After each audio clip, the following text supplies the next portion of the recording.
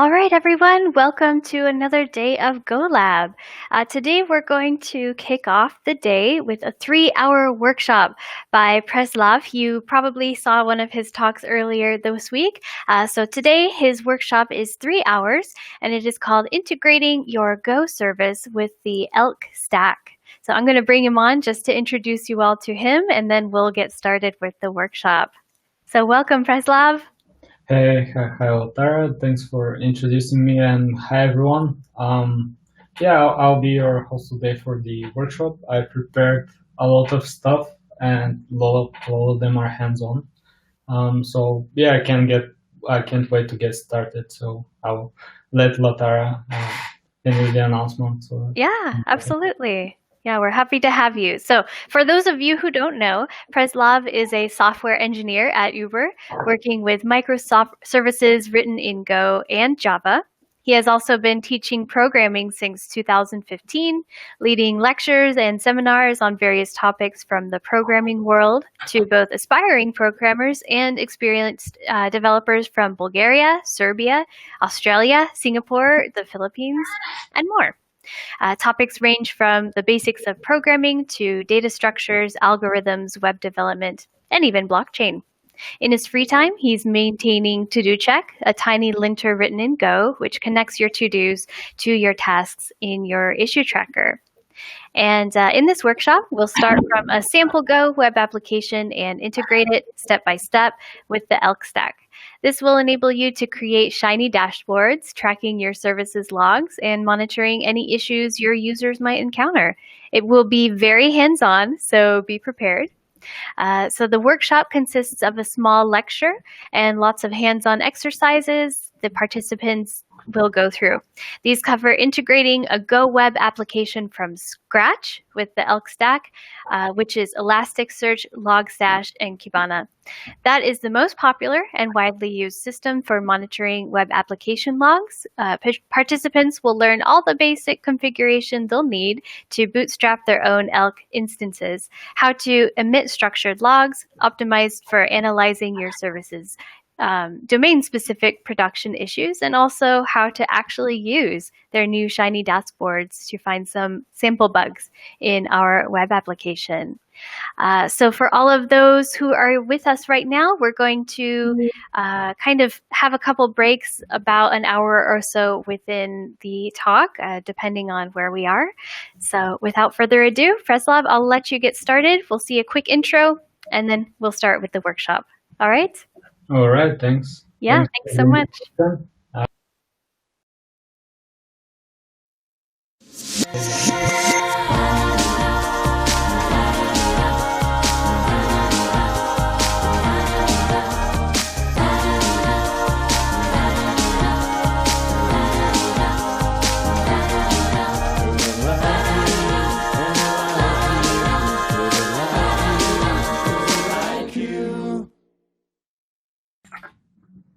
Okay then. We were just laughing that I was just about to start and the intro video came, which is pretty cool, by the way. Yesterday when I was watching some of the other lectures, I saw that intro video and thought, wow, that guy put a lot of effort to prepare that. Mine is not as shiny, but then I realized that it's on all the lectures, including the workshop, it seems. Let's get started with today's stuff. We're going to be talking about Elasticsearch and how to integrate it with Go, but not just talking about it, you will be doing it. And to get things going, I first have to show you this document, which I hope everyone has laid their hands on. Let me share my screen to show you what I'm talking about. So this is the document I'm referring to. Can you see my screen here? It should say part 0 prerequisites for the workshop. Can you see that part? Okay, anyone can see it. Okay, and so I asked beforehand that you guys receive this document so that you can prepare and install the necessary software. This document does not cover anything you should study beforehand, but it does cover some instructions to install and configure software you need throughout the workshop, because otherwise you have to spend some time installing it beforehand. Could you just say in the chat, like, if there's anyone who hasn't gone through that document, could you just raise your hand or write something in the chat so that I'm aware? Okay, no one's saying anything for now. All right then.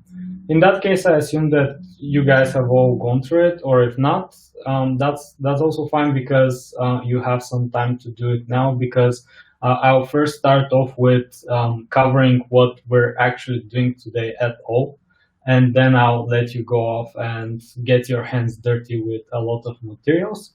So what I'm saying is, in the meantime, you can start going through this if you haven't already, and get prepared for, dealing with Elasticsearch. Okay, so here's the stuff I've prepared for you today. This is the document I shared, and these are the 4 other things I'm going to share later. Right now, I'm going to go this quick slide deck to introduce you to what this is going to be about. Now, when I put my screen in full screen mode now, can you see what I'm presenting here? Just say in the chat. I'll quickly go here. Oh, good. Okay, cool. All right. So yeah, today we're talking about logging, how to improve your logging. And yesterday on my lecture, I mentioned that I really want to present stuff and show you stuff which are practical and impactful. This workshop is no exception. I really believe that after this workshop, you would have enough skill and knowledge to actually start working with this and using it in your own applications. But apart from that, I think that it can be quite impactful to your job or side project or whatever you're using if you're maintaining a web app.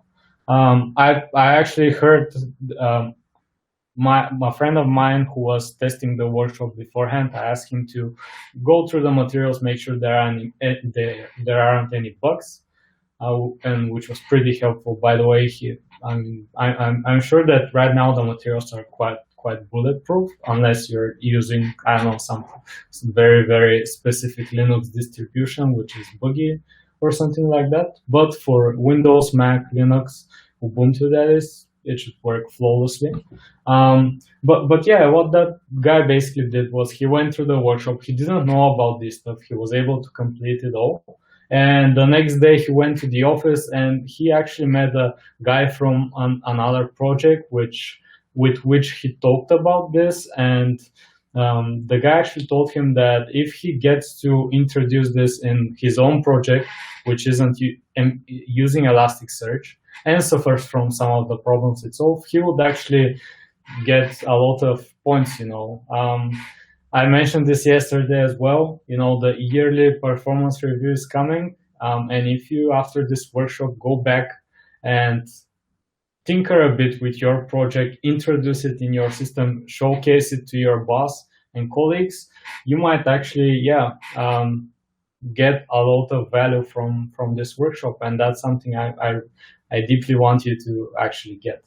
All right, so let's get started. I'll cover what the classic approach to logging is, what structured logging is, which this workshop mentions as well, what the ELK stack is, and how to analyze production traffic with Kibana, which is actually, I won't show that, you actually experience it yourself.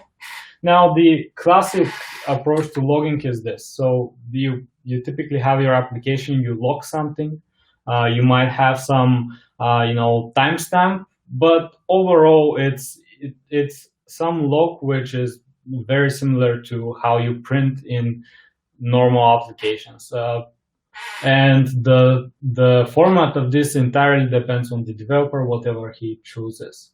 Now, the problem with this approach is that if you have such logs and you, let's say, have some incident in production and you have to go ahead and fix it very quickly, this will impede you a lot, because you have to log into your production servers, you have to download the logs, filter out all the lines you don't need. And if you've been dealing with logging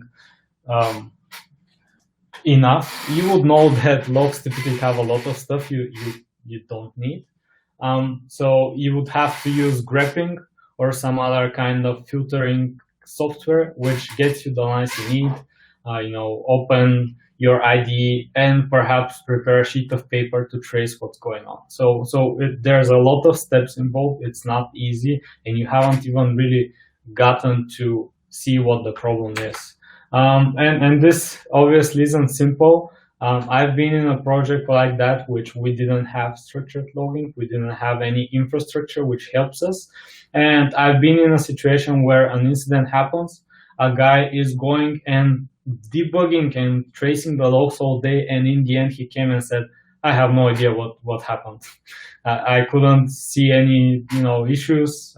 It was hard to trace the logs, etc. So there must be a better way. And especially if this happens at night and you get your phone rang too, you get woken up because something is not working, then it's even worse because you would quickly have to turn from being asleep to being fully awake and using all those steps to solve the problems. So it's not a good situation at all. There is a better way to do this, and that's what I'm going to show you today, and that's what you're going to be doing today. The first step of this whole thing is to transform your logs to this, which is called a structured log. The difference between the previous log line you saw and this one is that this one has a schema. What I mean by a schema is that you have keys and values. You have color, level, which endpoint is being called, method to use, and some other domain-specific properties like who the user is, what's the country, what's the payment method. In this case, throughout the workshop, we are going to be creating some sample web application for a payment provider. So that's why it will have some payment stuff involved, like what debit card is being used. But that doesn't matter really. Whatever your domain is, it's still applicable. You can still apply this. And the reason this is better is first, it makes parsing the logs by software a lot easier. And that's what Elasticsearch actually does for you. Elasticsearch is the natural addition to structured logging because it allows you to take these logs with schema, store them in a good database for those kinds of stuff, and allow you to query them and see what's going on really, really fast. At the worst case scenario, if you don't have Elasticsearch, you'd at least be able to grep a bit easier because your logs have some schema, so you're able to use stuff easier. Of course, there are ways to mess this up even if you have structured logs. I've been in a project where we have had structured logs actually, but they weren't using anything like Elasticsearch, and they were relying on SQL queries or SQL queries to query the logs, which, as you might guess, is very, very tedious. I never really followed that process. I instead downloaded the logs locally and debugged with grepping, which was actually easier for me. Fortunately, you won't have to go through this, not after this workshop, hopefully, because I'm going to talk about the ELK stack and show you how it works. This is ELK stands for Elasticsearch, Logstash, and Kibana. Those are three tools which are very coupled. They're very related to each other, developed by the same company, and they're meant to give you this. So this is what you get from those log lines where you just see some raw data like which user invoked which endpoint and stuff. You get to a dashboard which shows you how many times was the endpoint payment / list called, what's the HTTP method being used, how many errors were there, and what's the success to error ratio as you see on the screen above. And this is actually a dashboard you are making today. This is part of the workshop. You're going to start from scratch from a very simple main.go application and get to this dashboard. But the way this is better is that you can really quickly see what's going on. If someone wakes you up in the evening and says, our server is not working correctly, some users from France are having an issue, you can just go here and see, okay, let me filter out all the requests which are coming from France. you filter them, this dashboard updates, and you'll be able to see what's going on in France, and you see, oh, okay, well, really there are a lot of errors in France, so maybe it's an issue related to France there, or maybe you see there aren't significant amount of errors there, so you just think that it's some transient error going on. And this is a lot better than logging. I'm sure you can tell that for that yourself, because it's a lot easier to see what problems are. You don't have to be a master in using grep, knowing all its command line options, being a ninja in using regex. All you have to do is get in this UI and click around it. So yeah, it makes it a lot easier to see all this information, like which input parameters cause errors, what endpoints are getting hit, is there a big latency or anything, etc., etc. So this is something you can do with Elasticsearch.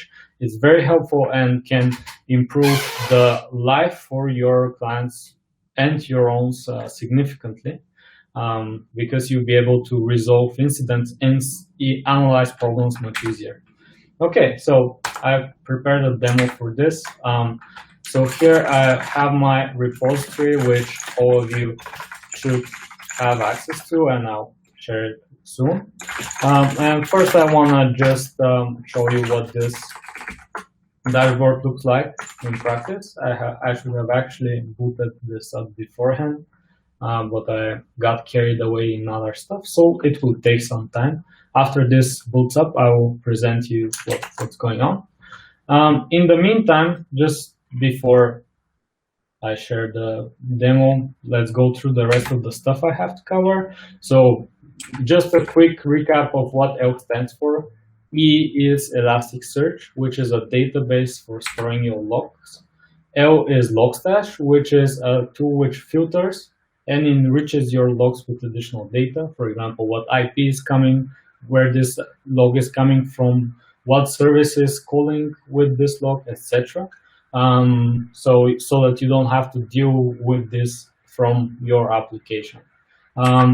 B is actually something which is not mentioned in the ELK stack, but it's still part of it. It's a Beats application, which is basically an application which allows you to integrate your logs with Logstash and the rest of the infrastructure. And finally, K is Kibana, which is the actual dashboard which fetches the data from Elasticsearch and visualizes it for you. Now, obviously, this is a very succinct description. I mean, you won't get the full idea. You merely get a bird's eye view of what this is. But don't worry, because in the workshop materials, one of the exercises focuses on explaining all this stuff in details and walking you through their different parts. So that's why I'm not going to spend too much time exploring this and explaining it now, because you get the chance to explore it on your own and understand it with your own eyes and experience. Okay, and from here on, we have 4 exercises to do, which are part of the workshop. I'm going to share them now. Before I share them, just to conclude what I was talking about right now, when you have classical logs, they're still better than no logs at all. It's still better to have some logging than none, but it's very clumsy to use classical logs for observing what the health of your server is. It's way better to have something like Elasticsearch and structured logs, so that you're able to analyze problems much easier. And structured logging is something which can allow you to leverage your logs much more significantly than you typically can. And finally, the ELK stack is the cherry on top, which is the whole infrastructure out of the box which comes, which allows you to take your logs and visualize them in a very nice way, so that you can quickly debug and see issues. All right, and from here on, I promise you it's a very quick lecture here, because I want to focus on the exercises more than the theory. From here on out, I'm going to just present what Kibana looks like. Here I've loaded it locally. I've actually run the solution of your workshop. I'll show you what you're going to get in the end. So this is Kibana. It's a front end, which allows you to access your logs. The main things you're going to work with is the dashboard here. You have some other stuff as well, but we're not going to cover it. And for the most part, you don't really need it. Here I have a dashboard already imported. I just did that right now. And here you can see the success to error ratio, what endpoints are being called, what HTTP method is being used, etc. This is a dashboard which is fully customizable. It's not coming from some framework which I'm using, which gives it out of the box. You actually create it yourself. In the workshop, you'll see how to do it, and you're going to do it. But now, I told you that if someone calls you and says, well, there's an issue with France, a lot of people in France are complaining that they can't see their documents if you're issuing some kind of documents, or they can't access your server. So you just go now, you're waking up at the middle of the night, open this, and you just say, okay, let's check out what the situation with France is. So you filter only the France country. Now you don't see anything else from other countries. You just see the stuff from France, and you see, okay, so from France, it seems that they're invoking the payments list endpoint, the payments execute endpoint, outhold. These are the payment methods people from France use. These are the kind of user types they have. It seems that there are 193 errors. Let's see what these errors are. So I filter only for errors. And now I don't see the successful request. I just see the error request. Here I see that it seems that there's an elevated error rate for this endpoint. So I can filter this on and see the specific errors I get for this endpoint, and etc., etc. You dig down until you find that, oh, look, actually, when you invoke the post method, it seems that there are a lot of issues which come from using this method. So it might be the fact that there's some kind of incident which causes all people from France who invoke this endpoint with the post method to have a failed request. And from then on, you can actually identify quickly that, okay, maybe this really is the case here. You can debug on in your application. But as you saw, I was able to derive some kind of an analysis for literally a minute. And if I had to, log into a server, download logs, boot up my terminal, etc., it would take me a lot longer. So that's what Elasticsearch and the ELK Slack gives you. It allows you to have this great dashboard, which looks pretty shiny. And you can, by the way, take this, I remove all the filters I have. Let it load a bit. You can take this and say, okay, I want this to refresh. There was an option here to say I want it to refresh on its own, but I don't recall where it was now. Okay, maybe I can check this later. But yeah, there is an option to make this dashboard refresh on its own. So the next step is to buy a big widescreen TV in your office, put this dashboard on the screen, make it auto refresh, and watch all your colleagues, look at you with envy, because you have a shiny dashboard which looks so sophisticated and cool. They have their logs. So that's how you make people adopt Elasticsearch and see how cool it is and make an impact. So that's the least you could do with this tooling.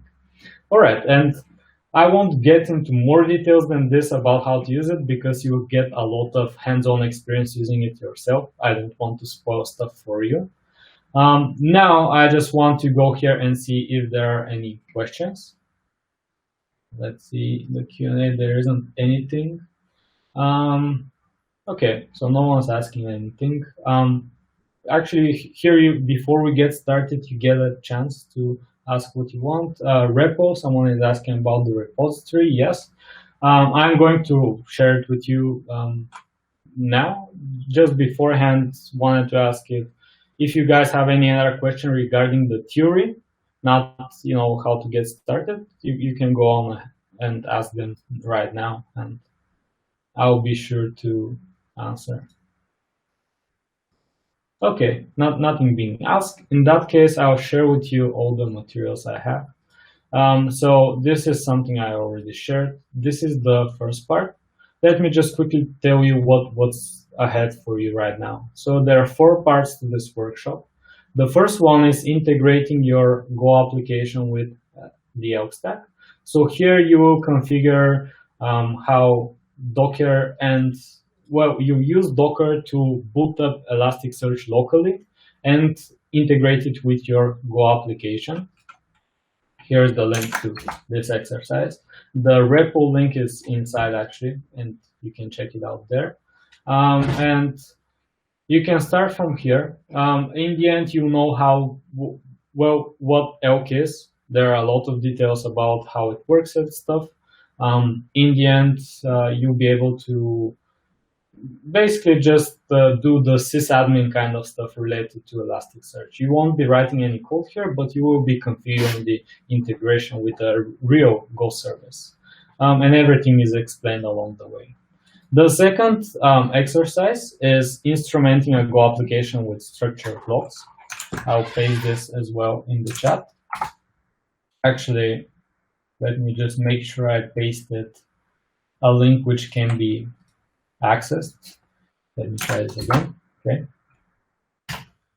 This exercise deals with you have a Go application now. It doesn't have structured logging, and here you are going to change the application to have one. So it's more of, this is the coding part of the workshop where you get to write some code and solve some problems related to logging, and you see in the end you'll be able to output something like this. So in the end you'll be able to output logs which have all this data here, and as you see it's structured logs.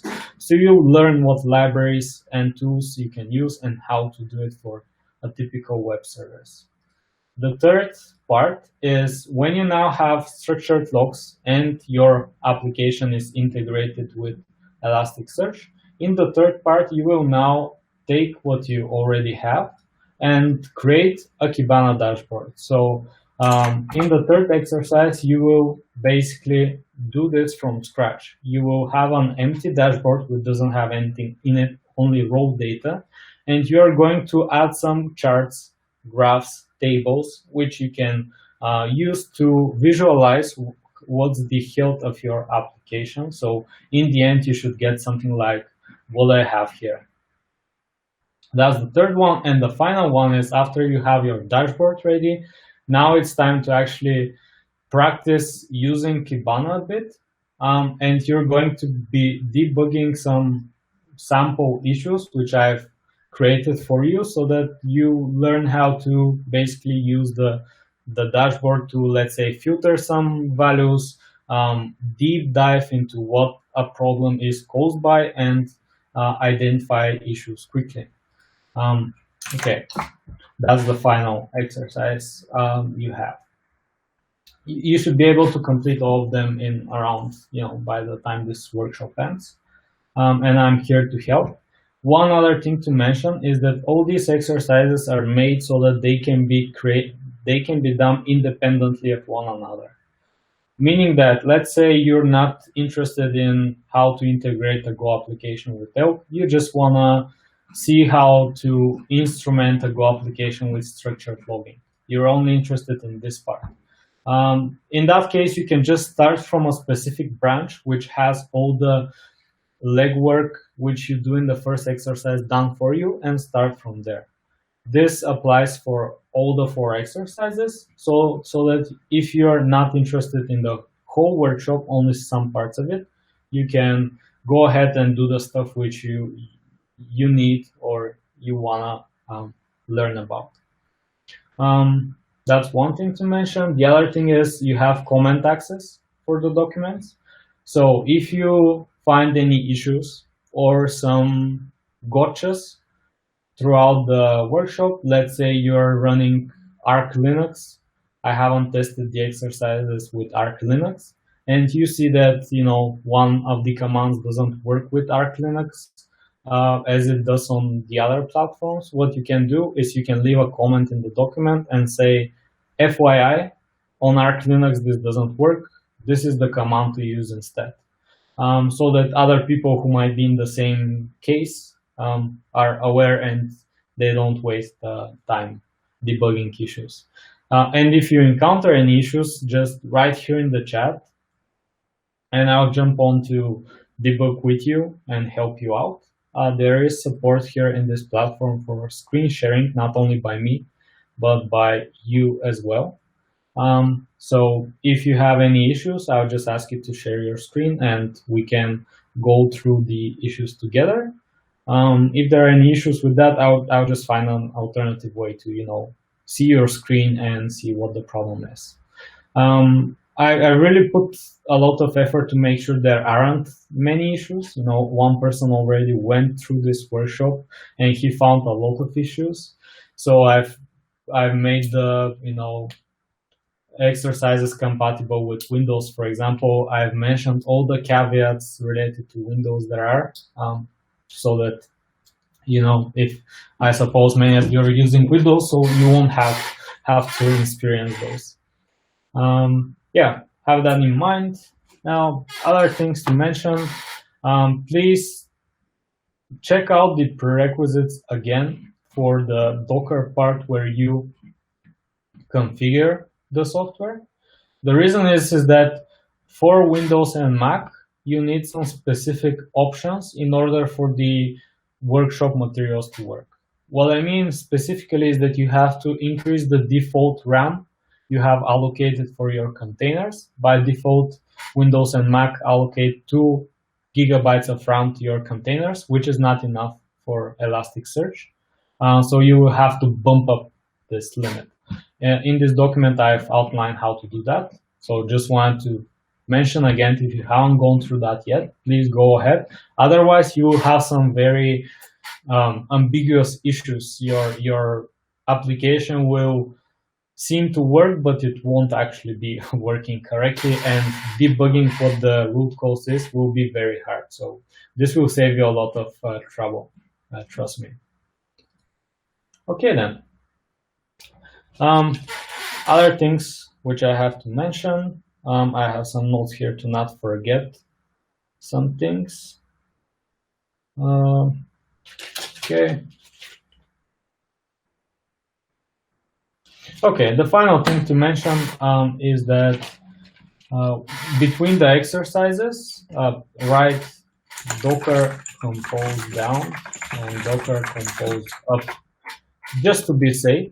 Because sometimes when you go from one exercise to the next, you might have some leftover artifacts in your Docker configuration, which change in the next exercise. So if you don't do this, you might encounter some issues. So if you encounter any issues throughout the workshop, the first thing you do is, Docker compose down and Docker compose up.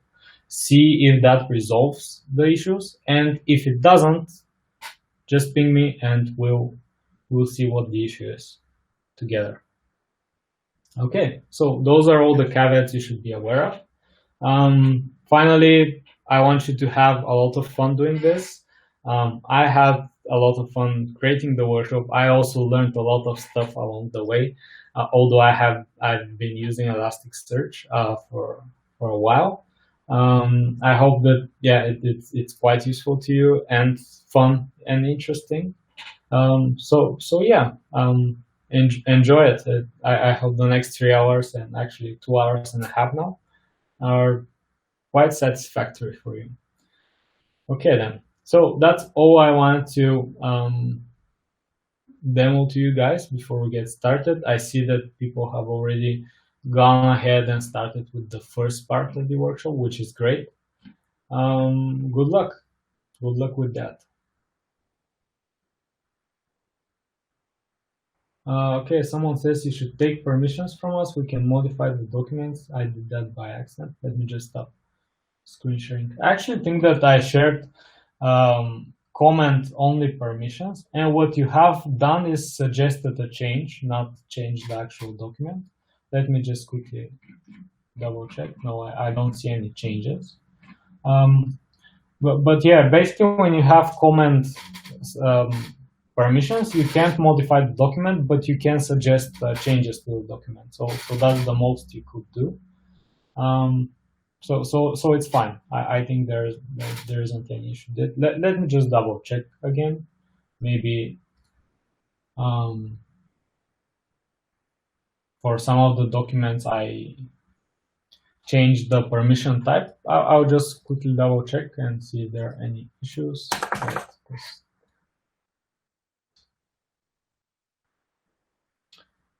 Okay, yeah, for the first document, everything's okay. Second one is fine. Third one is fine, and finally the fourth one.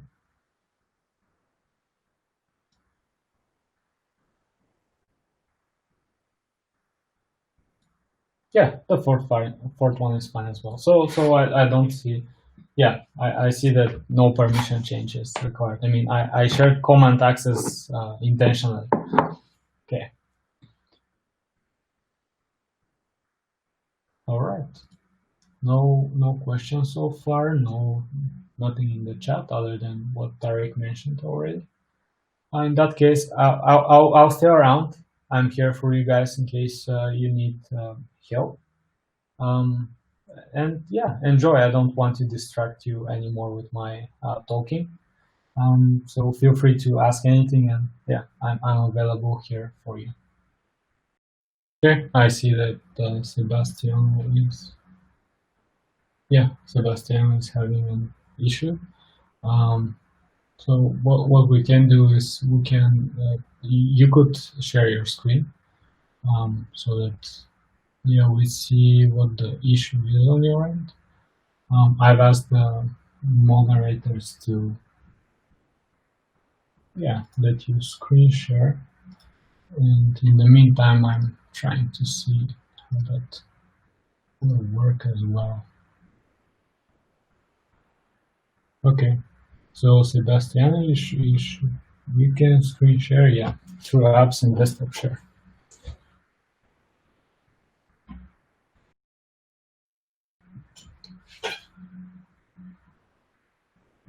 Okay, so Sebastian, are you able to share your screen through the apps and desktop share part? Okay.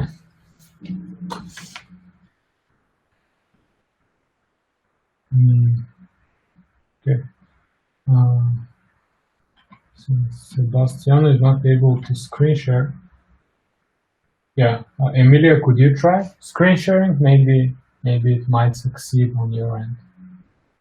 Yeah, so the start booting up when you run Docker Compose up is actually expected. It starts slowly on my end as well.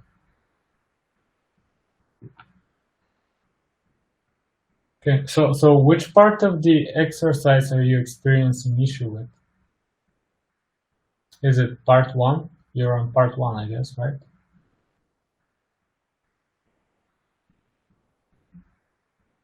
The first part of part 1. So is that the starting point or setting up the ELK stack? Okay, not able. All right, let me try screen sharing.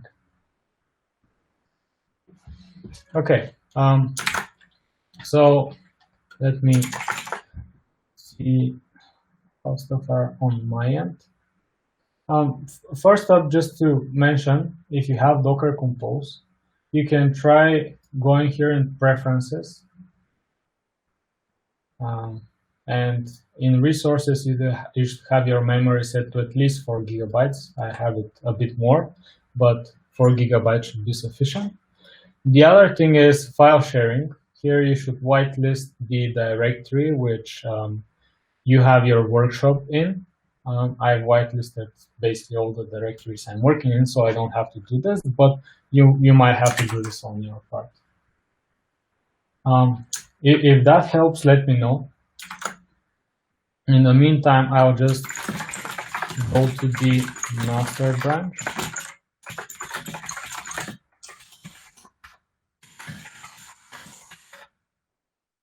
Okay, bringing down all containers so that I start from scratch. Okay, And here I have docker compose.yaml. Okay, I've done it before the workshop.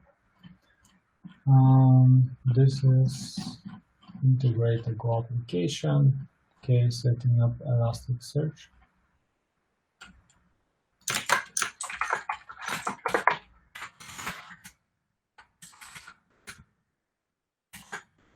Okay.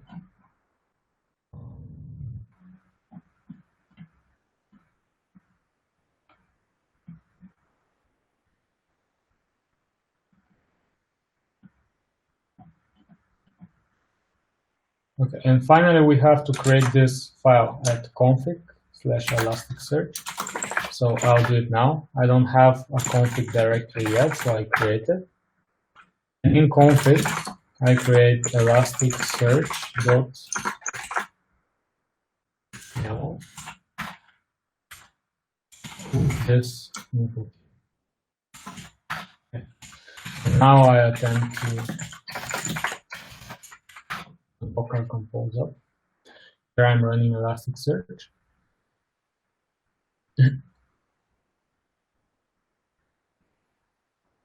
Okay, it doesn't seem to output any issues on my end.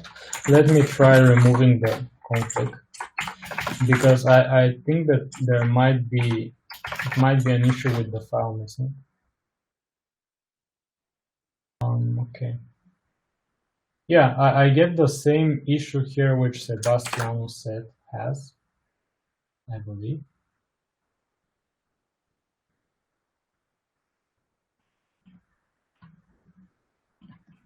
Okay, so I'm going through the error for cannot start service, OC runtime created, failed.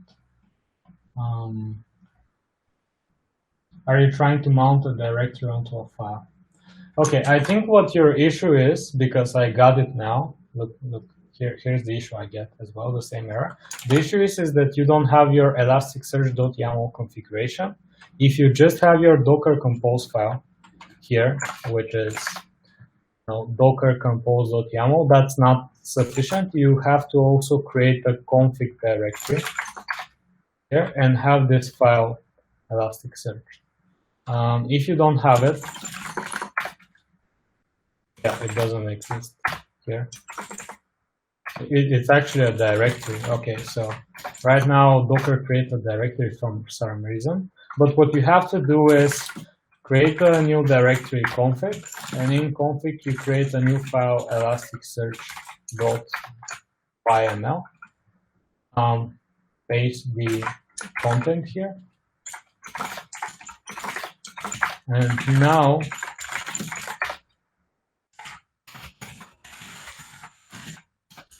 when you run Docker compose it, now it should be fine. So I think that you forgot to add the file, or either you created the container without creating the file beforehand. Now it works. Okay, cool. All right, nice. Glad I was able to help there. Emilia, did this fix help for you as well?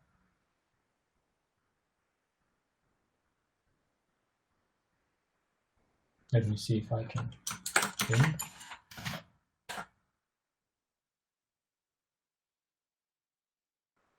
Wait, was I not so far? Okay.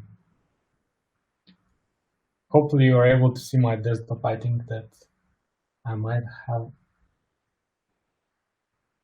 Maybe I didn't share it beforehand. But yeah, what you're missing is the configuration file.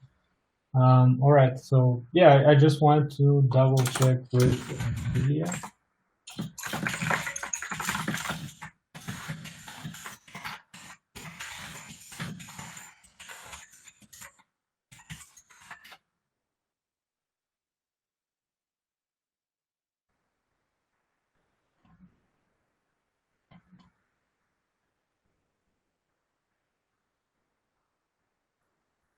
Okay, so I'll just show for you what I did. Okay, first, can you? I think you can see my desktop now. Yeah, what you are basically missing is this directory config here. Either you didn't have it or it was created automatically and it was empty. So what you can do is remove that first, then create it. And after you create the directory, you create a file called elasticsearch.yml, and you paste this thing here, which is from the exercise. After you do this, Docker compose down, Docker compose up, and it should be good to go now.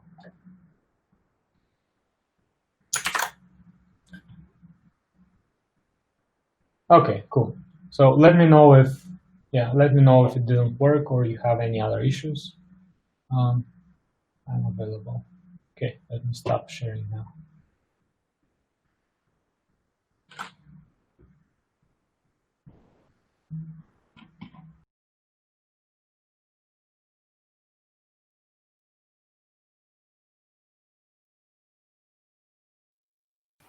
All right, everyone, welcome back from the break. Hopefully you got some stretches going on or some tea. If anyone has any issues, Preslav is definitely here to help you all, as you see. So let's continue with the second part of the workshop. Thanks.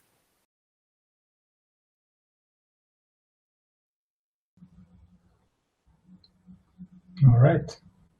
I basically only use Kubernetes. I see Elon asking. To be honest, I don't have a lot of knowledge using Kubernetes. We don't use it extensively, so can't really help there. But I think that you should have. It should be fairly easy to do. For example, I know that Elasticsearch has pretty good integration with AWS and other cloud providers, so you can probably even use some kind of a solution which gives you an integration out of the box. I don't think you have any issues integrating it, but of course you have to research a bit how to integrate it. I'll actually look it up as well. If I'm able to find something useful, I'll share it with you so that you're aware. All right, muting myself again to let you do the rest of the exercises. Someone asked throughout the workshop, if you are finished with some part, just go ahead and continue with the next one. No need to wait for a specific time to start. Just go ahead and do the exercises at your own pace.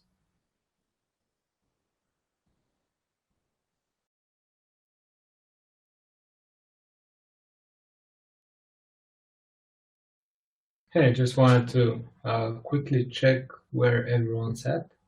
And for that purpose, I prepared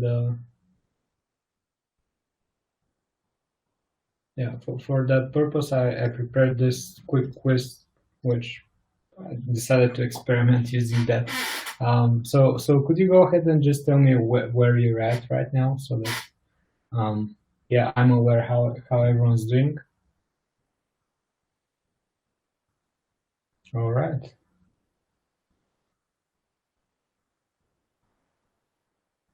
All right. I'm not sure if you're able to see these results. Probably yes. Okay, most people seem to be at part 2, which is good. This is a good pace, and I think you'll be able to fit in the workshop time. So that's great. I see someone is still at part 1. I believe it's Elwin.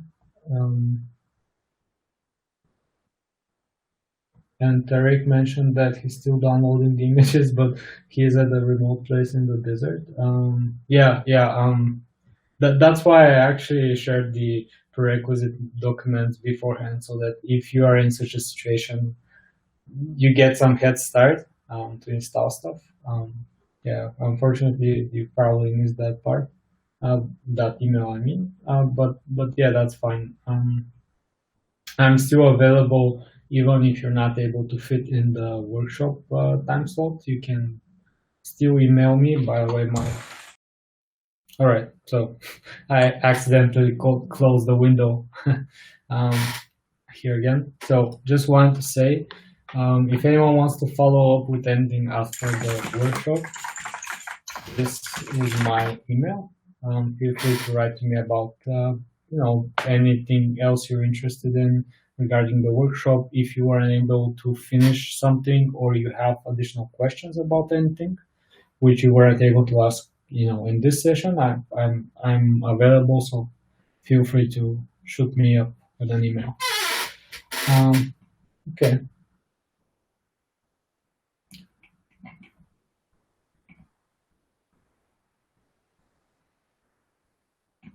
Yeah, Erwin, I'm not sure what the problem with the Elasticsearch volume was. My only guess is those two things which I mentioned in the prerequisites, which is the RAM allocated to containers and the fact that you have to whitelist the directory you're working on. These are Mac and Windows specific stuff.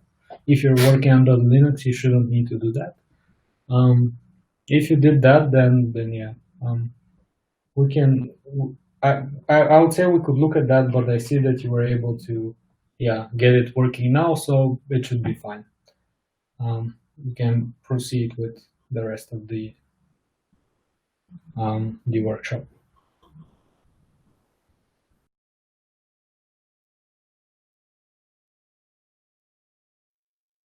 All right, so Elon, I guess you're at part three of the workshop. So you're trying to build the Kibana dashboard. And it seems that let me see which part you're at. Could you just point me which part are you from? Okay. Okay.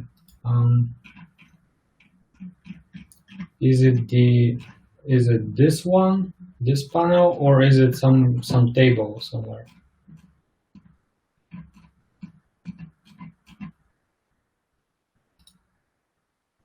Add a data table to monitor requests per second. Okay.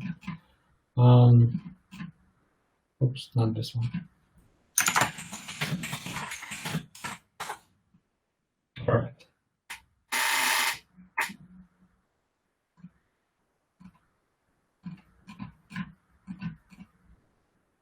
Okay. So I have my dashboard here. I just started it, so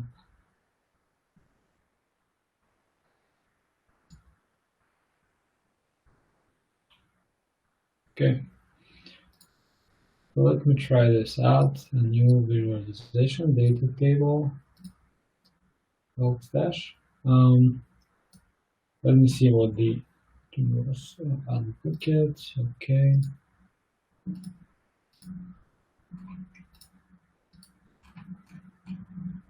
Terms.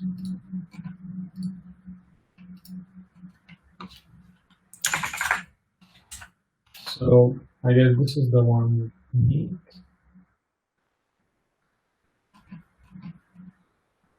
Let me just see the other options. Metric count. Size 5.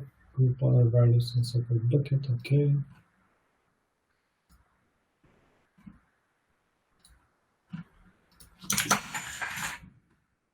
All right. Yeah, it works on my end. Now, things to consider here. Maybe you haven't written this as endpoint. Maybe it's something else in your structured logs. So you should double check the main.co file you have. Let me. Oops, I don't have it here actually. Yeah, this branch doesn't have the main.go file. So this is the one which is after exercise 2. Here you should write endpoint like this. This is the line you need. Just double check if it's definitely endpoint. I can see it when I filter with search. Okay. Yeah. Have you selected terms here, or maybe some other aggregation type? Yeah. Would you like to share your screen, actually? Maybe that would be easier. Let me stop mine. Can someone from the moderators help out? For Elon to share his screen. Okay. Try going to apps and desktop share.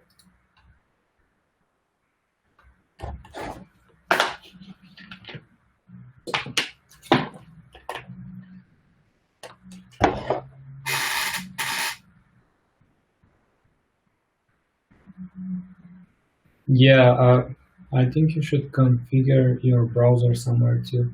Are you using Chrome, by the way? Firefox. Yeah, let me just quickly check Firefox. What was the setting for? Mm, mhm.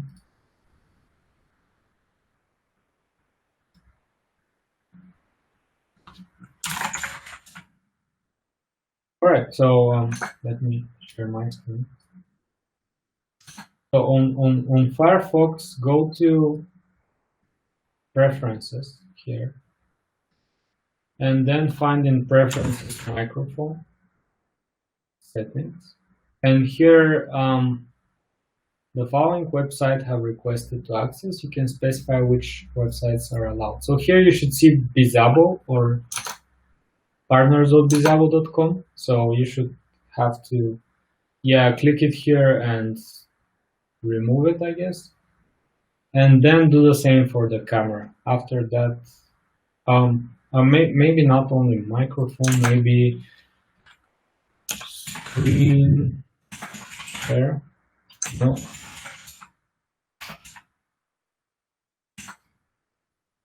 Gee. Wonder what the option. Okay.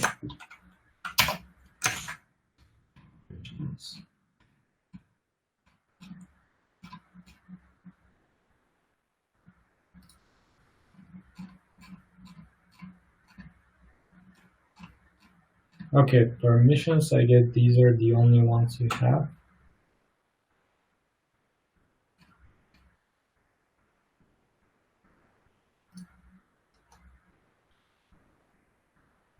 Yeah, you can try enabling the microphone and the camera first and see if that works. If not, I'll try to see, yeah, what alternatives you have.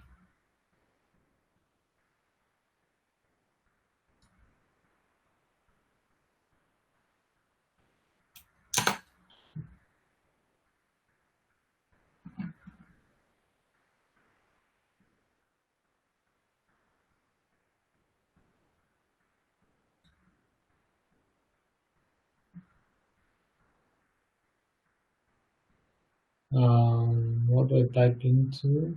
Allow. So,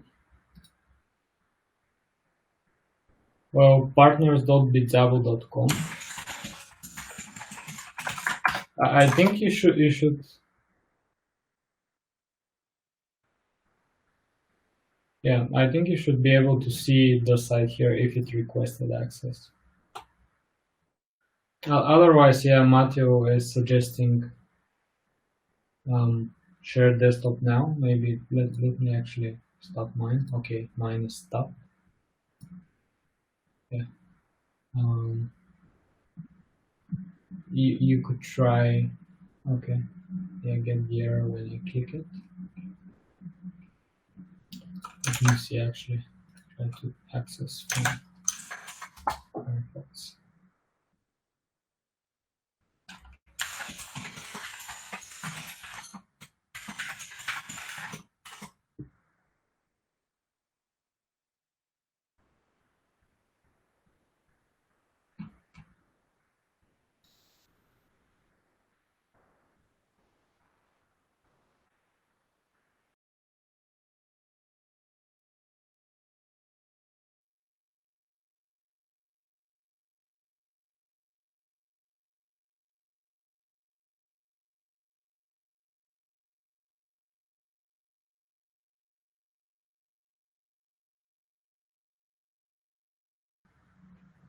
Yeah, just click presenting on your end. Um, do you get any pop-ups or any errors or something when Firefox attempts to present?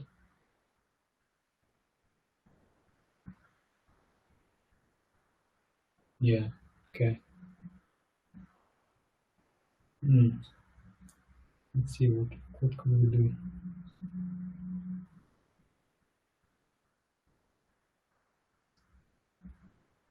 Yes, an alternative, if you have Chrome available installed somewhere, you could also try opening the session with that browser.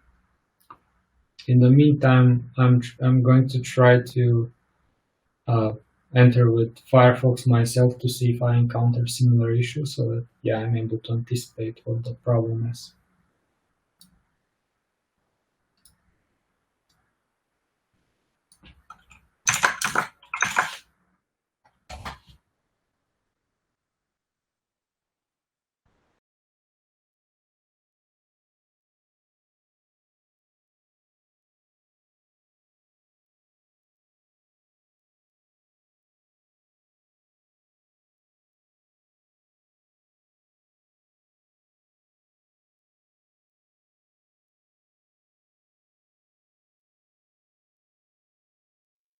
Now I'm here from Firefox, but I do get some error which your browser is blocking one or more of your devices.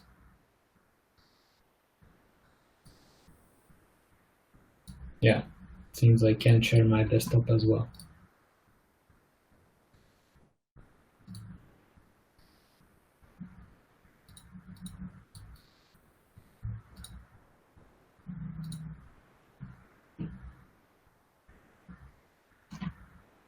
Well, okay.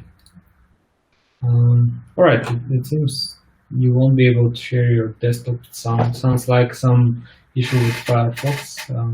I'm not able to reproduce. I'm not able to share my desktop as well. While I'm AFK, I'll try to tackle this problem. Until then, let me log back from. Oh, okay, let me log back from Chrome. Coming back in a sec.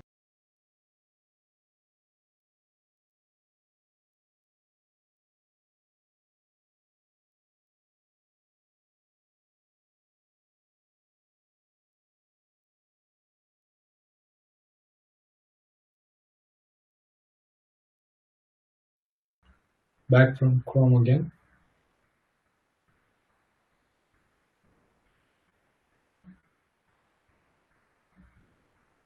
All right, nice. Now I can see your screen.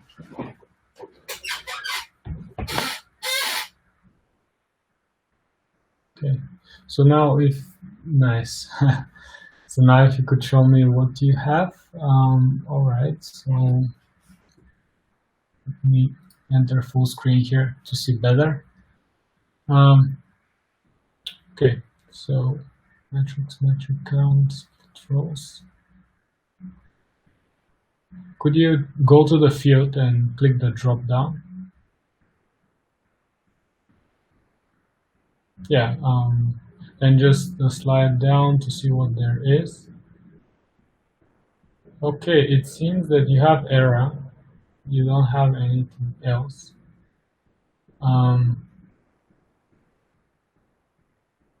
Okay, could you go to your dashboard? Can close this part. Yeah, yeah. In Discover, if you see it here, okay, I see that you see the endpoint here. Could you go to dashboard now? Yeah. All right. Cool. Now click Add. Yes, the workshop should be fine. Oh no, sorry. Create new visualization. Sorry, it's in the at the bottom.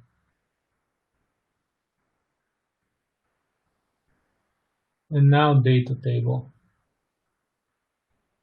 Okay, now select workshop. Let's try with that first.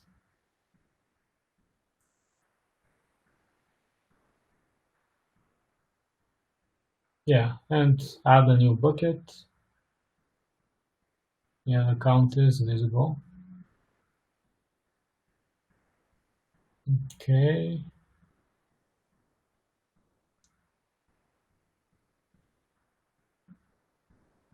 Can you see it now? I'm not sure. Try writing endpoint. No, it's not. Okay, so go back to your dashboard now. It seems that we'll have to use the another data source, not main. Yeah, add again. Click the add button again, just to try something.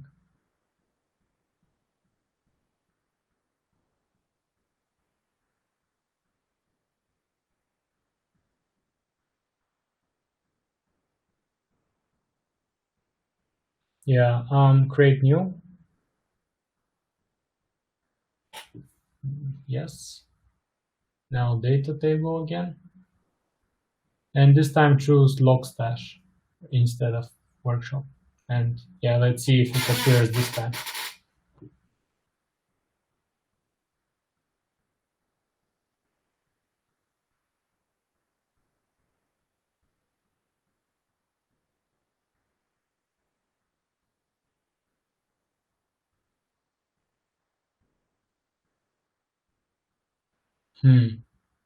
Okay, no, it doesn't seem to appear. No, yeah, that's on JSON input. Give me a second to check how things are on my end. I see what you see now at least. Okay.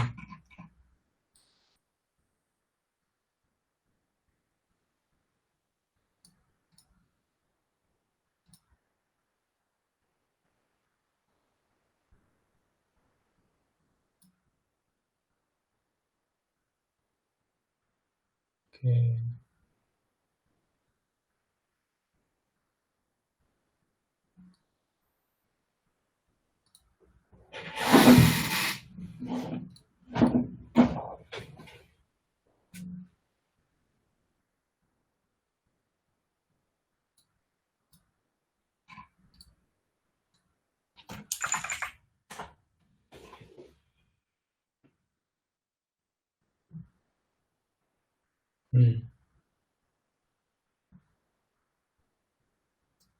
Okay. Could you go to discover just to see what kind of data you have?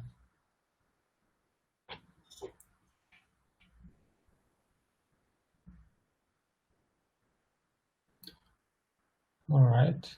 There's endpoint. Yeah. Okay.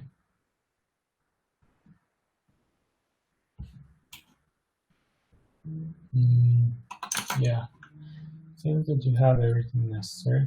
I'll just double check if it's the same on my end.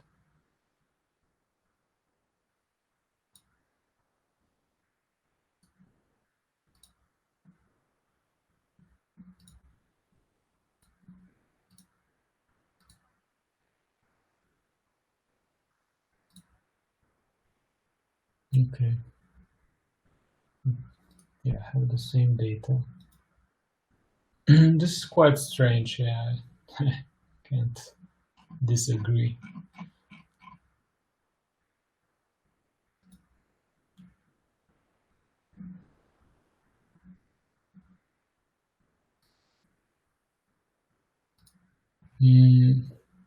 Okay, what could we try?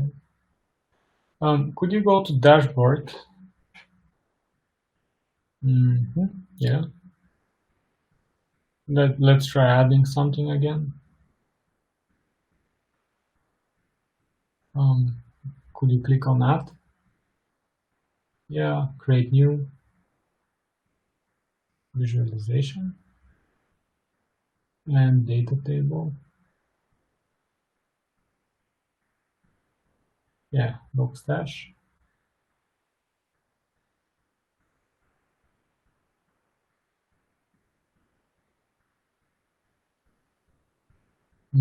Okay, so it seems you see some things here. Trying a new. Could you just show the metric count? What the metric count shows? So okay. that's fine. Buckets. Try creating a new bucket. Okay, split rows. Yeah, let's try terms again, and this time for fields.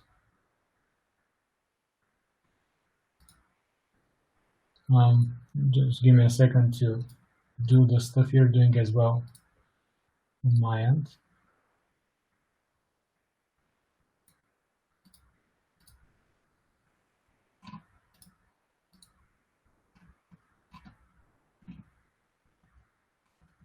String.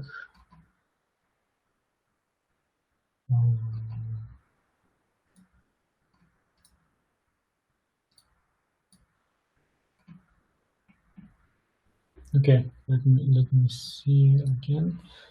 Could you open the drop down and go down? Try message.keyword, selecting message.keyword there. Oh wait, sorry, error.keyword. Error, yeah, try selecting that. And click the play button at the top. Okay, so now you get the errors correctly. So the error is here. Could you go to field again?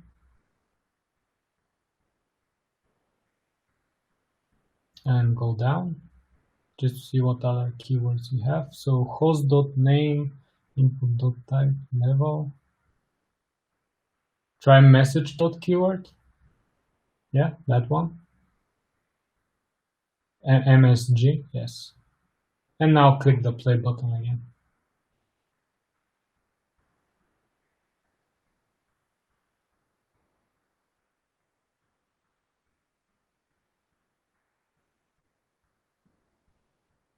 Okay, and the other one is not showing anything. Let's see what other fields you have there. Maybe the endpoint and stuff are encapsulated in some other field which we can't see. Just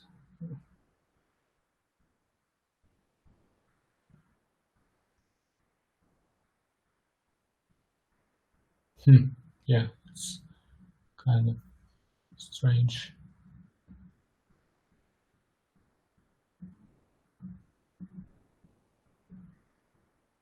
Could you actually open your source code just to see what you're emitting from your file? Let me see where it is. Okay, so endpoint.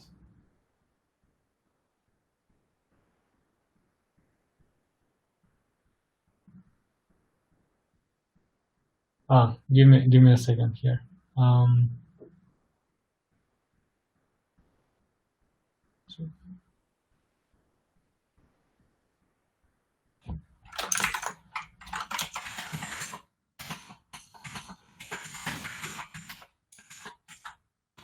Just a second, so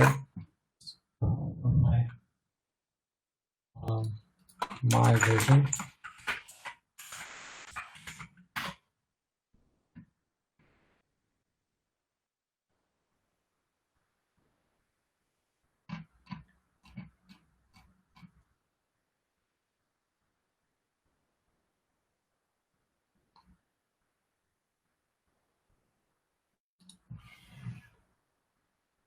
Yeah, it's kind of seem okay.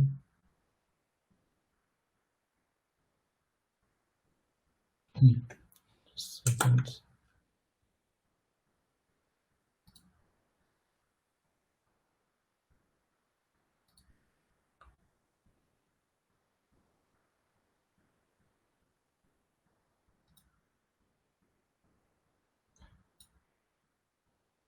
No, it seems that everything is okay here. I don't see any issues with your code.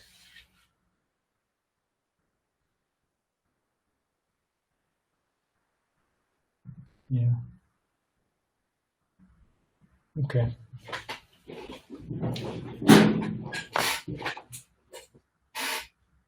Yeah, it's kind of strange.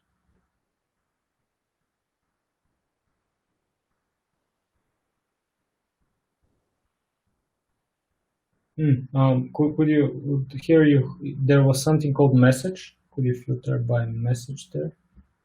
No, not that one. The next right above it.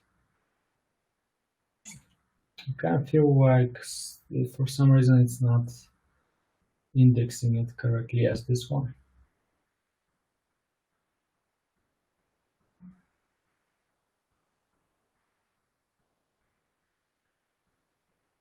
No, yeah, remove that part. In the field, could you enter here message?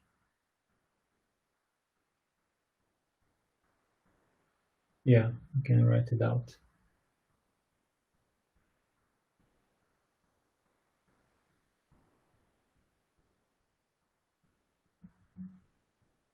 Um, no, it's not here for some reason.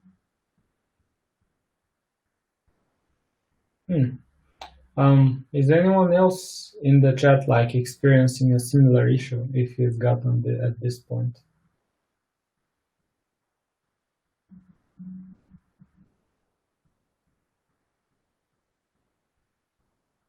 You have the same issue, Lars? Okay. In that case, here's what we could do.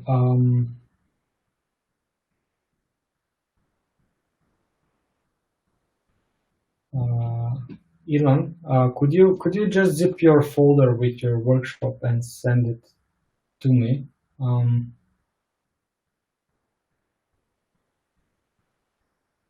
Okay, so different people have different problems. Yeah, so Elon, could you? Yeah, you can stop screen sharing. You could, if you could zip your folder, send it over. I'm not sure if it can be attached to the session, but feel free to send it via email. And I'll check it out. In the meantime, I'll try to help Emilia as well, because she seems to be behind you. So for the short term, could you try, finding debugging on your own, and at some point I'll come back and continue researching debugging with you. What I'll try to do is I'll get your directory and try to reproduce the issue on my hand locally, and I'll let you know how it goes. And also, if anyone's able to solve this issue, let us know in the chat so that you can help out the others as well. Yeah, you can send it to preslav@greenhouse.com. Okay.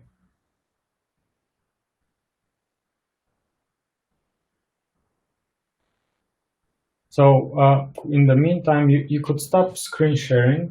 And Emilia, you say that you cannot add index Logstash. What steps are you on in the workshop?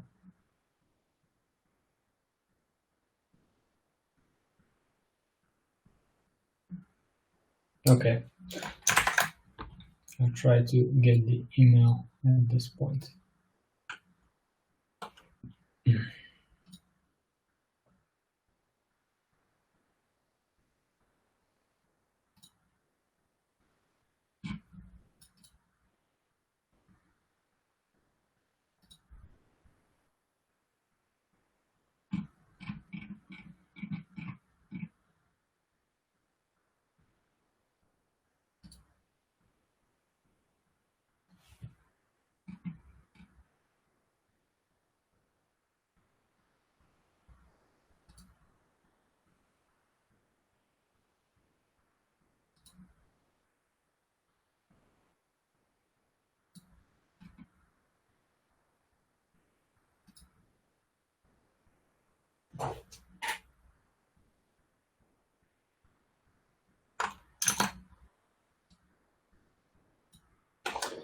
So now step 3, and I check out the branch with solution since I was having issues myself, but it doesn't work on the solution either.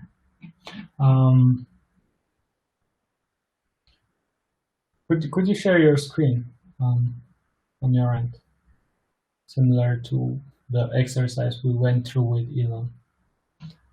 In the meantime, I think I can check something.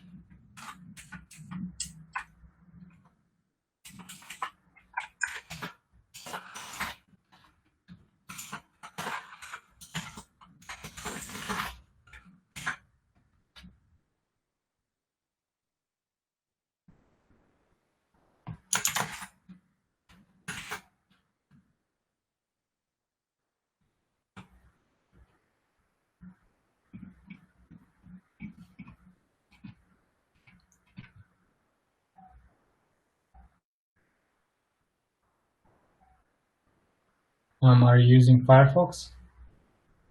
Yeah. Could you, if you have Chrome installed, could you open the session with Chrome? It seems that GitHub isn't getting along well with Firefox.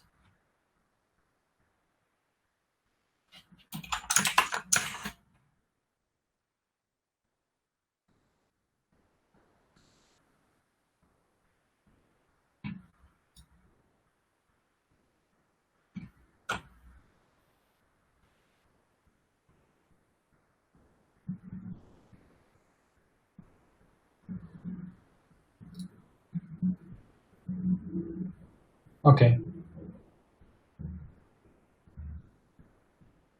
Okay, Emilia, I'll wait for you to install stuff.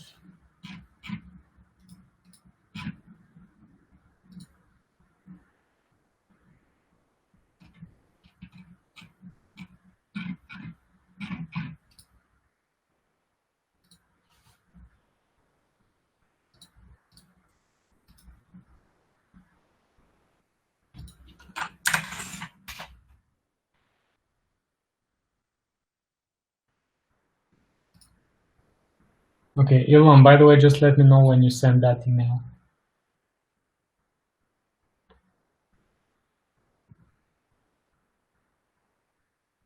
Okay, cool. And by the way, if there's any issues on your side, what you could try doing, just recalled, is go to another directory, clone the repository there, and check out the v4 branch. So v4, I mean this one, v4 debug errors. Try Docker composing it up, and see if then you see the same issue. Maybe then it won't have any issues. And from there, what you could do in order to not get blocked is you can delete all the visualizations on your dashboard and start with part 3 of the exercise. At least then you will have your index and your data there so that you can get hands-on experience with setting up your dashboard. The rest who have the same issue might do that as well.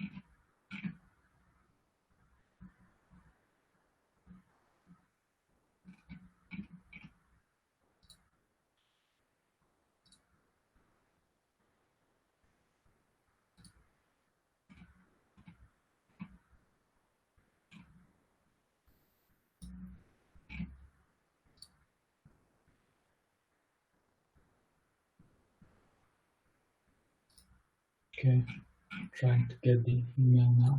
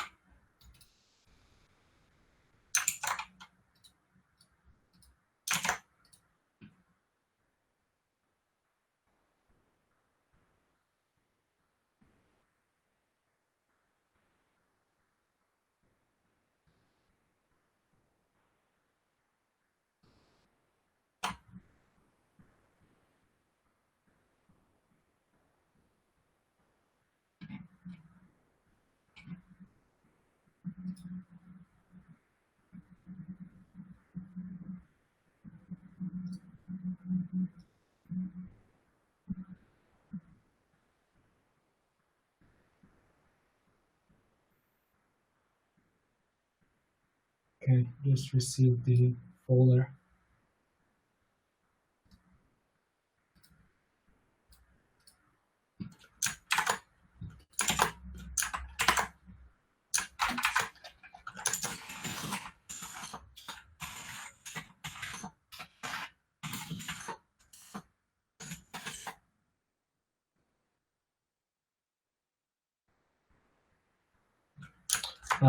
Just want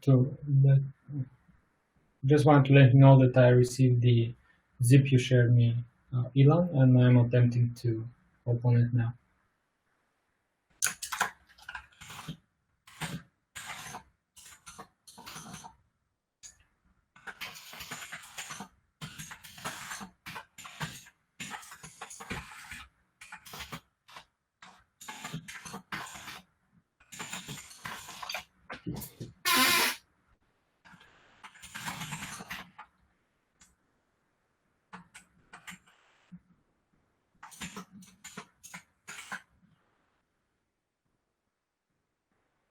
Oh, I see someone shared his screen. Nice. Give me a second. I'll get to you. Now, let me just finish doing something here. Yeah, I'll get back to you.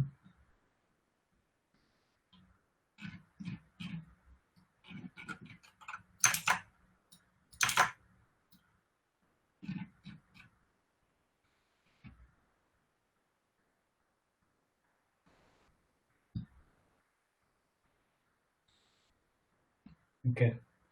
All right then. So let me see now what you have on your screen. So when you go to Logstash, you don't see anything. All right. Let me then paste you a command here.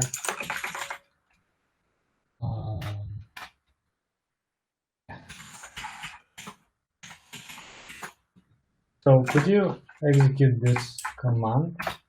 Just taking it in the chat without the dollar sign.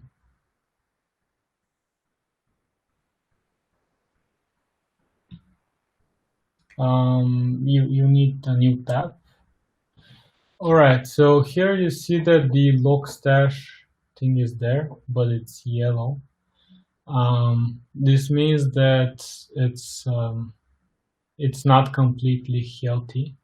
So what you have to do, actually, I see that you're running Ubuntu. So I'm surprised that Ubuntu is having issues with this. Typically, what this might mean is that either you don't have enough space for the images, Docker images, or yeah, the RAM and whitelisting stuff, but that shouldn't be an issue on Linux. What you could try doing is you can see on Docker how to increase the image space, and I'll try to debug it myself. By the way, Elon, I see that you found the issue. That's great. Could you write as a comment in the document how you resolved it, so that Lars and everyone else can also also solve it. Thanks a lot. It's great. It's great that you've solved it. Okay. In the meantime, back to you, Emilia. Let me just see something. Yeah, could you write Docker stats? Yes, like that. Okay. So here you see that for Golang, the limit is okay in terms of memory. Net.io, block.io, everything seems to be fine. Could you write Docker compose down and Docker compose up again? That's something which we might try for starters.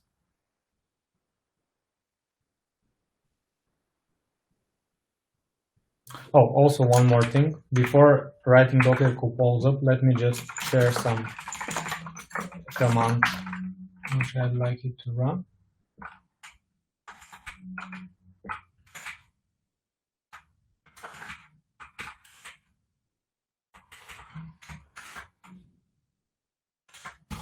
Okay, so could you run this from your terminal? All right, Ivan just mentioned that it seems you have to refresh your cache. Well, that's I wouldn't have found it on my own. Thanks a lot for that, man. You're a lifesaver. Lars, could you also, after you try what Ilan suggested, could you tell me if it solved the issue for you as well, or if you're having another issue? Oh, sorry. Before writing Docker compose up, could you Control C? Apologies. You execute the Docker stop command again.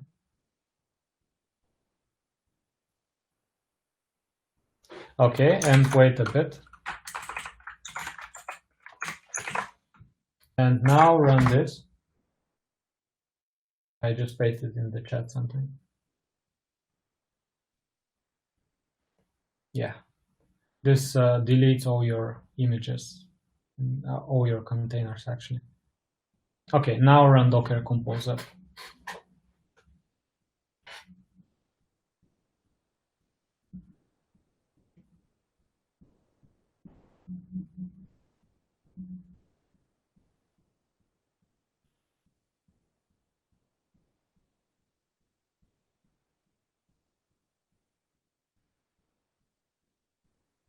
It will take some time. Apologies, it typically does. Like Elasticsearch is not so lightweight, unfortunately, so it takes some time to boot up on my machine as well.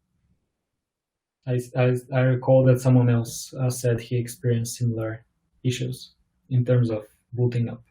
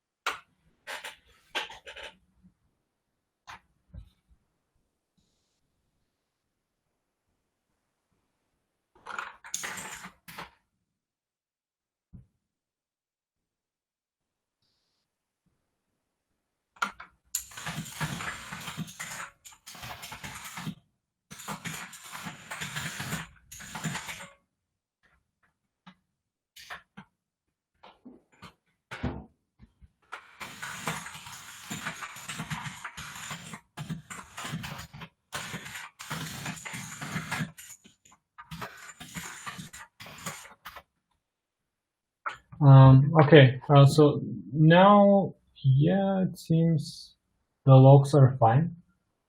Could you open Kibana now? Localhost 56, yeah, and refresh.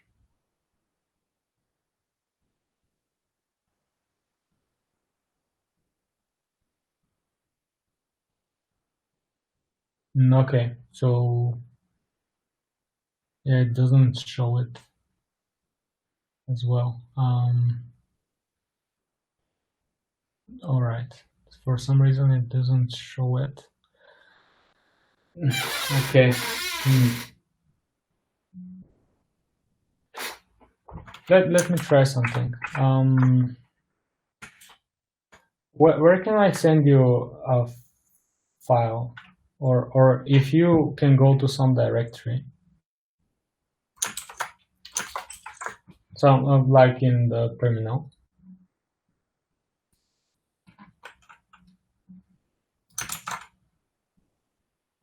Oops.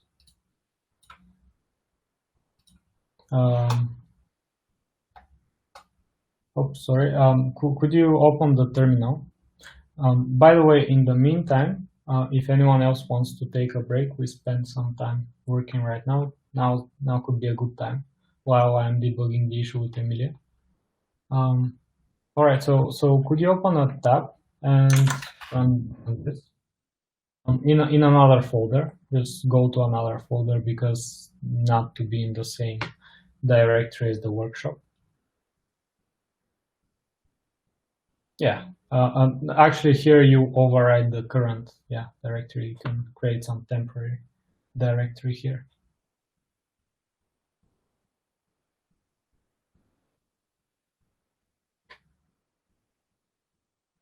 All right. Okay, enter the directory.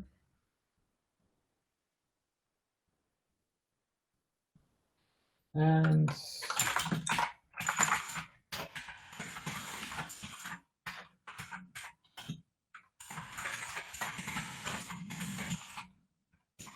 so these two you can copy to the other directory.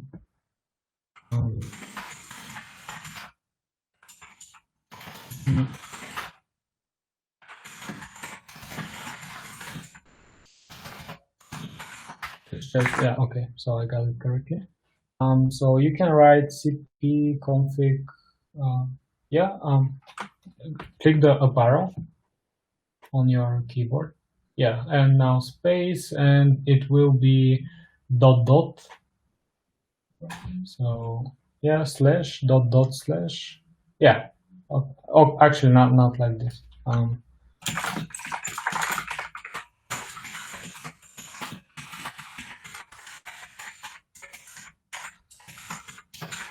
Okay, so this should be the command.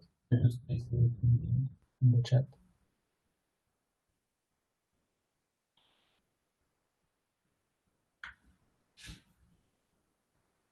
Unfortunately, you have to write another ...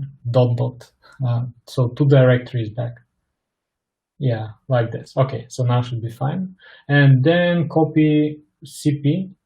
Yeah, this one.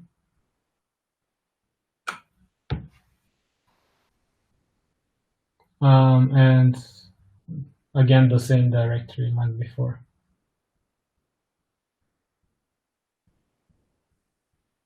Yeah, without the config afterwards. GoLab exercise. Yeah, now that's fine. You can execute it now. All right, you can go back to that directory.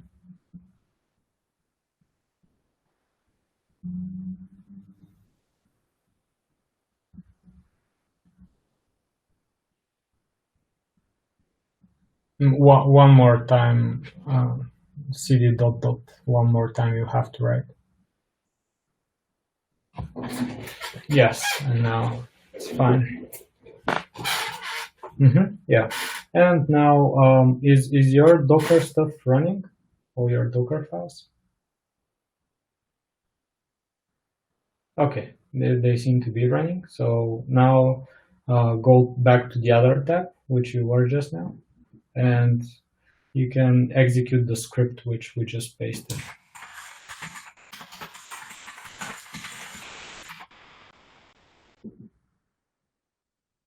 Yeah, like that.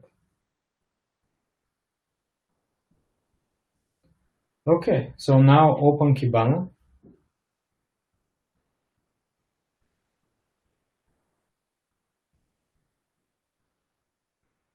Yeah, you can open the site.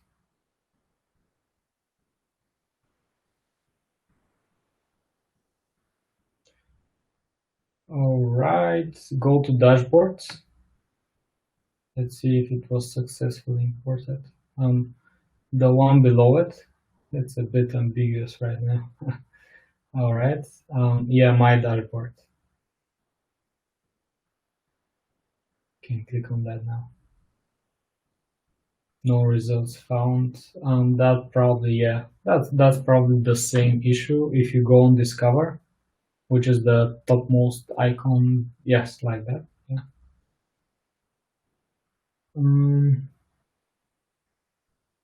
Showing the default.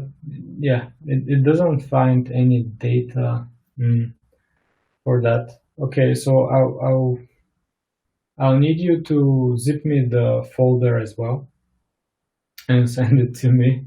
There it might be an issue with some of the configuration files or stuff like that. But yeah, if you zip the folder and send it, I'll be able to diff it with my stuff and yeah, and check it out.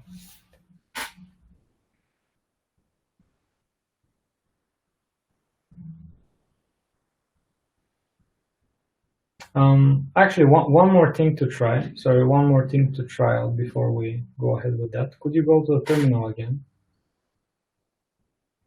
The one with Docker stuff. Yeah, Control C, Docker compose down, and the removing the containers again. So,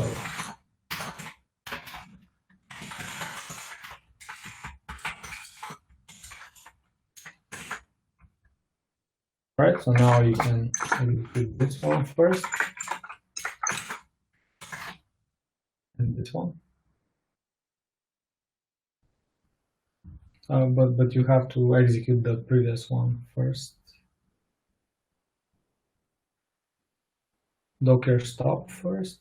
Yeah, actually, you can just change the rm to stop now. Okay, it seems that everything stopped. So now go to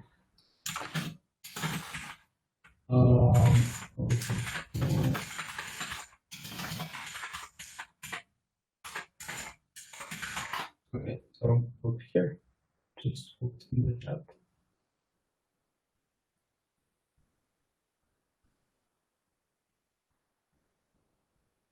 All right, and now could you write git branch just to verify we're on the v4 branch here? Okay, git status. Git status. Yeah, just to see if we have any changes or anything. Okay, we don't have any, so you can now write docker compose. Oh, okay, cool. That's by the way, that's a pretty nice alias. So now docker compose up.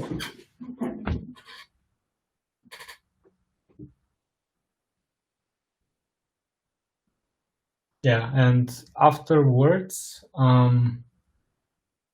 you can now open Kibana and see if Logstash is found now. So the reason I'm doing this right now is I want to verify if it's an issue with, let's say, some misstep in a configuration file or anything like that. And this branch is sure to have the correct files and everything. And now if we don't see the index pattern now, then yeah, I'll probably think it's some issue with resources on the system or anything like that. But we'll see. We'll see what Kibana shows right now.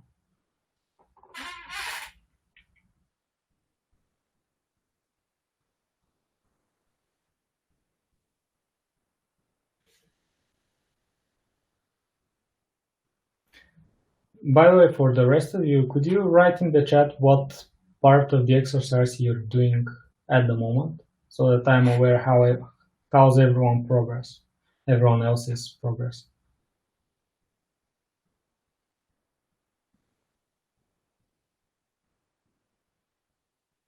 All right, well done, Sebastian. If you want an extra challenge, then I would, yeah, Sebastiano, if you want an extra challenge, go ahead in your dashboard and try to create a pie chart showing the error to success ratio. So it's a different way to, show the error to success ratio, and it will give you some practice dealing with Kibana on your own without any guidance. That goes for the rest if they're done with all the exercise. Okay, Emma, you could go to the Kibana site now.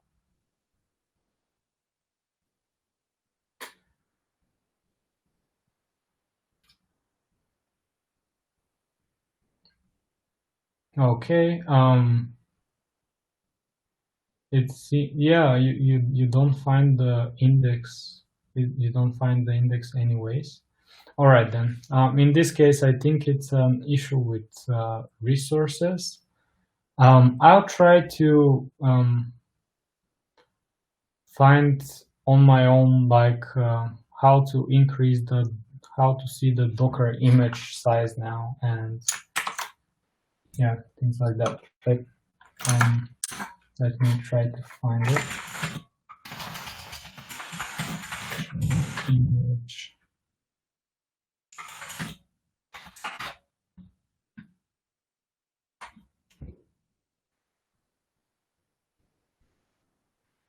Okay.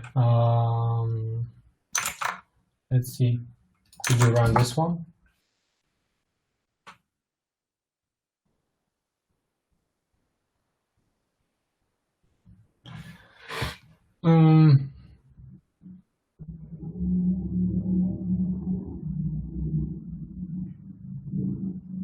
Okay, so images, yeah, not really helpful, this command. Let me see something else.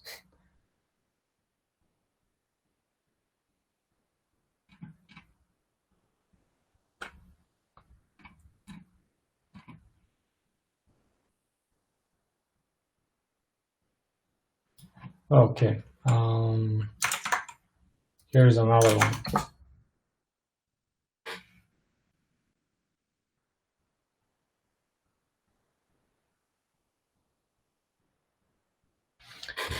All right, so for Elasticsearch, it takes up not a lot. For Kibana seems to be fine. Black box app shows 0 byte as far as I see.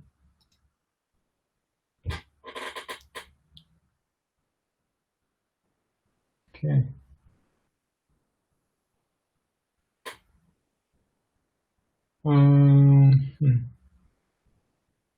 This is kind of strange. Might I see the Docker terminal again to see if there are any error lines there or anything like that?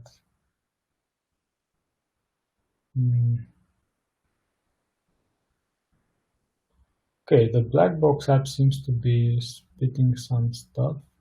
Could you go up at the beginning of the log lines to see if Elasticsearch or anything else is showing any warnings or something?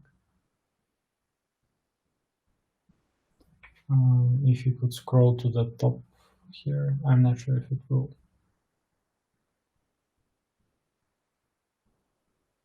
Okay. Yeah, I figured. Okay. Let me see what we could do instead.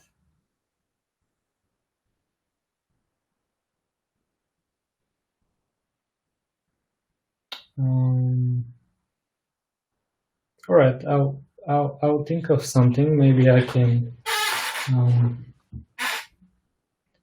Yeah, I'll try to do some research offline to see what we could do instead. I also have a Linux laptop here. I'll try to see if I can get the same issue, but I tested today, so I didn't. Um, what I'm thinking of is I could find some machine you could log into, which won't have this issue, and you could go from there. But yeah, I'll need some time to set that up. In the meantime, yeah, if you have a, by the way, an alternative PC or laptop at your hands, or if you have a dual boot, yeah, dual boot machine, you could try doing this from another setup, another laptop.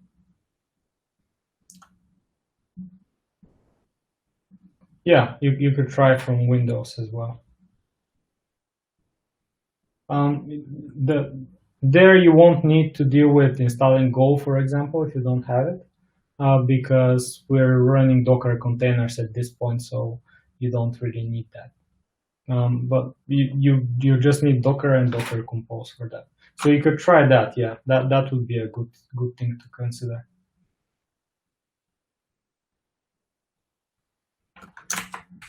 All right, thanks a lot. I apologies that I wasn't able to identify the issue. I'm trying to think of some alternative, and if it doesn't work out, I'll reach out after the workshop to see what we could do. I'll think of something.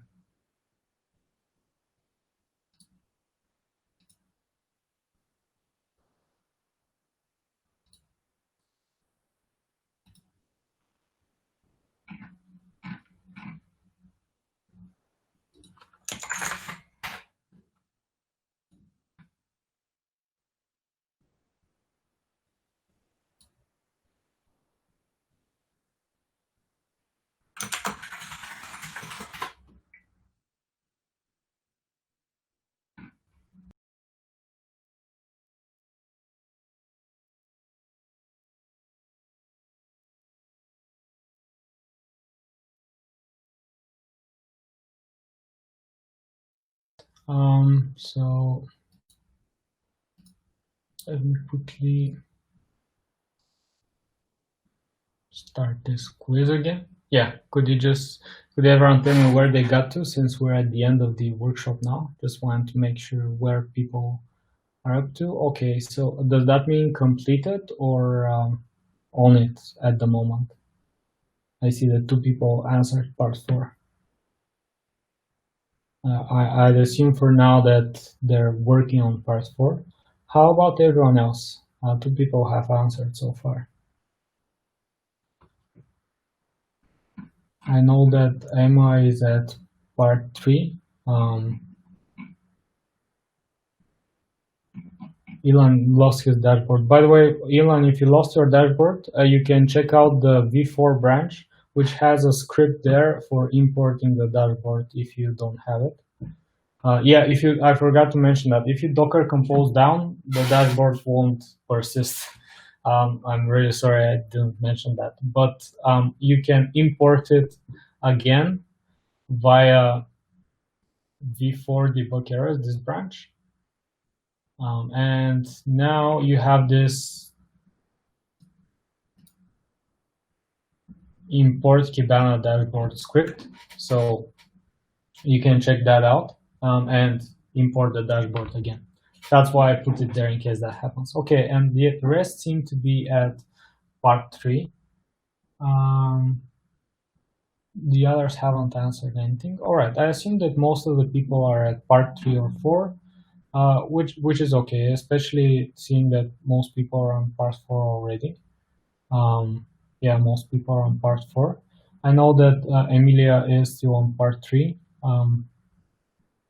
And if anyone else is having any issues other than her, let me know. I'll follow up afterwards to resolve stuff and find some alternatives. What I'd suggest doing is, if you have issues similar to Emilia, is try running the workshop from another laptop, like if you have Windows or Mac, try doing the steps from there. You don't need to do it from scratch. You can just start from, let's say part 3, if that's where you got to. For the rest, well done for getting to part 4. Part 4 is quite interesting. It's a bit more interactive where you have to think, or you can just follow along the walkthrough. There you will interact with ELK and basically get some practice using the dashboard. All right. Anyways, there are 13 minutes left till the end. I just want to conclude the workshop here and say that my sincere thanks for everyone who was here today. It was a great pleasure seeing everyone here, and I really hope that you learned something new today and you will be able to put this to practice. How did you guys feel on the workshop? What are your thoughts? Would you like to share any comments or suggestions or anything else which you'd like me to know?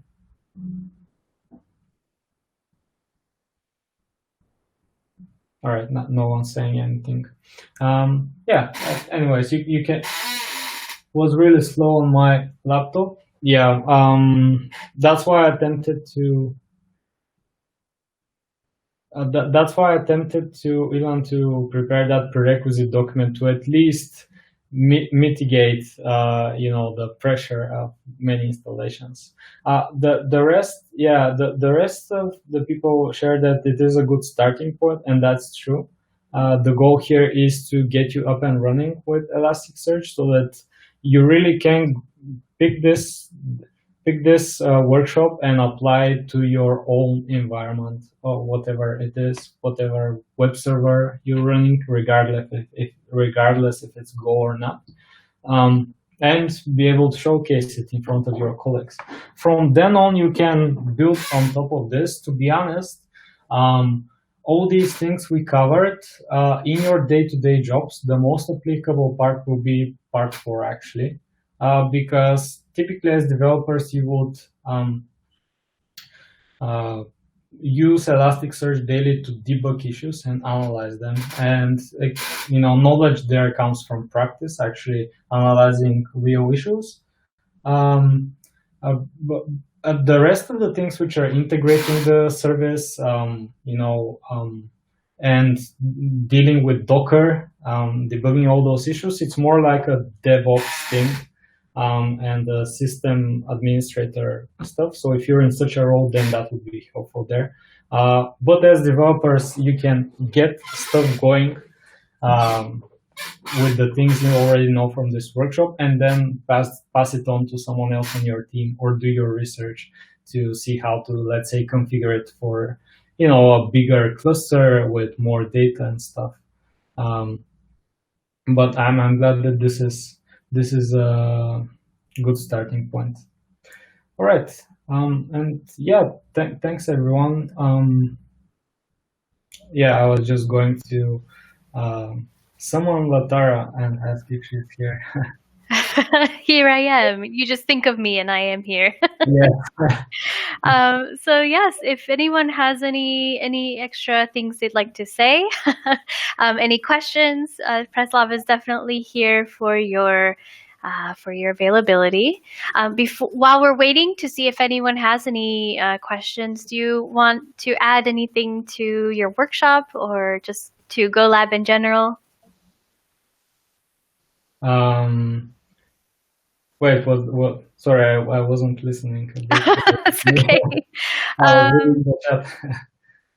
Yeah, Elon actually messaged here. What I would love to see is how to do this in K8s. Kubernetes. Yeah. Okay, that's what I was thinking it was. Sorry, I'm not a programmer, so I have to assume. Yeah, well, you're doing pretty well, and I see that from this conference you got up to speed quite well. All right, so Ivan, in terms of Kubernetes, earlier in the chat I shared some resources which you can pick up and research later on. Were you able to see those? Would you like me to paste them again?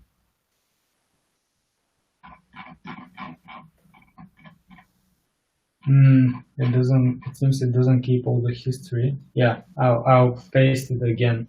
I have your email as well, so I'll follow up after we close this to give you the resources.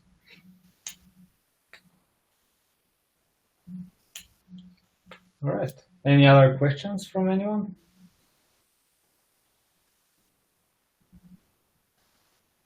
Well, if not, then let's go ahead and close up a couple minutes early. Then, if anyone is going to the next talk, you have about 50 minutes to get something to eat and scarf it down before before the next one. Yeah, All I'll right. definitely leverage that suggestion myself. Definitely. Well, I want to say also thanks for your patience, everyone, with the bugs that Beezybo has with Firefox. We're hoping that in the next editions we won't have these kind of issues, but please be patient. It's our first time. Yeah, let's shake our fist and shout at Firefox. Why? Fantastic. All right. Well, Preslav, thank you so much for this workshop. It seemed very interactive and lots of people enjoyed it. So very happy to have you there for that. Thanks a lot. I'm very happy that everyone else is happy as well. Awesome. Awesome. All right. Well, we will see you around, hopefully also for the next edition. All right. See you All right. everyone. Yeah, thanks so much. Okay, so everyone, if you enjoyed the workshop, you can definitely rate it on the agenda page.